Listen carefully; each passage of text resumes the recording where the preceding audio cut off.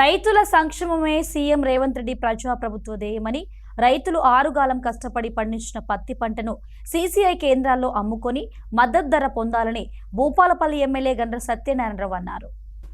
గురువారం Bhupalpally మంజూర్నగర్లోని MSR cotton ఇండస్ట్రీలో CCI ఆధ్వర్యంలో ఏర్పాటు చేసిన పత్తి కొనుగోలు కేంద్రాన్ని ఎమ్మెల్యే రిబ్బన్ కట్ చేసి ప్రారంభించారు. అనంతరం ఎమ్మెల్యే మీడియాతో మాట్లాడుతూ సీసీఐ ఆధ్వర్యంలో ఏర్పాటు చేసిన పత్తి కొనుగోలు కేంద్రాన్ని రైతులు సద్వినియోగం చేసుకుని మద్దతు ధరను పొందాలని అన్నారు. 8 నుండి 12% వరకు తేమ శాతం ఉండడం వలన రైతులు నష్టపోతున్నారని, 20% తేమ ఉండే విధంగా కొనుగోలు చేయాలన్నారు. ప్రతి ఎకరాకి 7 క్వింటాళ్లు కొనుగోలు చేయాలనే నిబంధన కేంద్ర ప్రభుత్వం ఎత్తివేసి 12 క్వింటాలు కొనుగోలు చేసేలా రైతులకు సహకరించాలన్నారు. పత్తి కొనుగోలు కేంద్రాల్లో ఎలాంటి ఇబ్బందులు కలగకుండా అన్ని జాగ్రత్త చర్యలు తీసుకుంటున్నట్లు ఎమ్మెల్యే తెలిపారు. ఈరోజు ఈ సందర్భంగా రైతు సోదరులకు విజ్ఞప్తి చేస్తున్నాం.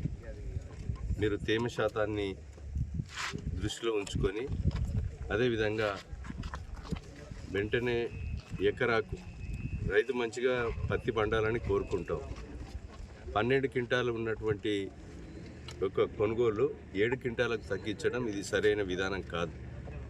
వెంటనే 12 క్వింటాలు చేయాలి. అవసరమైతే 12 నుంచి 15 క్వింటాలు చేయాలి. కౌలు రైతులు కూడా పట్టదారు దగ్గర నుంచి కౌలు తీసుకొని పత్తి పండించుకొని పత్తి అమ్ముకుంటారు. కౌలు రైతులకు కూడా పర్మిషన్ ఇవ్వాలి. అదేవిధంగా ఈరోజు 7 క్వింటాలకే రిస్ట్రిక్ట్ చేస్తే మిగతా పత్తిని దళారుల పాలై రైతు నష్టపోయే పరిస్థితి ఉంది.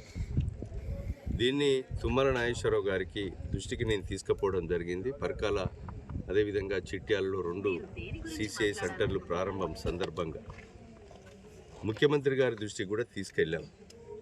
వెంటనే 12 క్వింటాల చొప్పున 12 నుంచి 15 క్వింటాలు చేయాలి. తేమ శాతం కూడా మీరు ఎట్టి పరిస్థితుల్లో ఇప్పుడంటే ఎండలు కొడుతున్నాయి, కానీ మొన్నటి అధిక వర్షాలతో అకాల వర్షాలతో ఇబ్బందుల పాలై తేమ శాతము మనకు 20 వచ్చేది. ఆ తేమ శాతాన్ని కూడా కన్సిడర్ చేయాలి ప్రభుత్వం, కేంద్ర ప్రభుత్వం. ఇవన్నీ కూడా తేమ శాతాన్ని సడలించి దిగుబడి పంటను రైతు ఎక్కువ కూడా ఇక్కడ 15 నుంచి 20 క్వింటాలు కూడా పత్తి పండించే రైతులు ఉన్నారు. కనుక 12 నుంచి 15 క్వింటాలకు పరిమితిని పెంచి రైతులకు ఈ యొక్క కొనుగోలును కన్సిడర్ చేయాలని సందర్భంగా నేను విజ్ఞప్తి చేస్తూ,